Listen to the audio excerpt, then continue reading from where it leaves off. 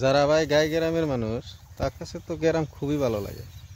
এতে যতই বড় লোক হয়ে যায় তাও কিন্তু গ্রামের স্মৃতিগুলো দেখতে তার কাছে খুবই মজার লাগে।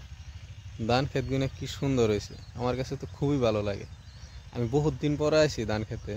অরিজিনাল যে সঙ্গে আগে ধান ক্ষেতটা বহুত ছোটো ছোটো চাল, সেই টাইমে আমি আইছিলাম। আবার আজকে এসি গ্রাম ভালো না লাগা মানুষ কমই পাওয়া যাব। ধানগুলো খুব সুন্দর সুন্দর করে বাইরেছে। ধান ক্ষেতের সিনারিগুলো অরিজিনালি মজা। যেমন ধরুন পানি দিবার আসছি খেতে, উষের মধ্যে সকাল সকাল একদম তামামি উষ পড়ছে। যত লুঙ্গি কাপড় ভিজুক, তারপরেও ধান খেতে এলে মনটা ভরে জায়গা। পানি দিবার আসছি, সুন্দর করে পানি দিতেছি, আর এই যে বাতা দিয়ে আটতাছি, কি যে একটা ভালো লাগতেছে। সকাল সকাল বেলা উঠেই নেই, এই বেলা ওঠার আগে আসি পানি দিবার। তার কারণ বহুতই ক্ষেত, একটা মোটরে পানি দেয়, তো মানুষে চান্সই পায় না। একজনে বয়ে রয়েছে, আমরা আইসি পানি দিবার নিগে। পানি হয়েছে আর কি।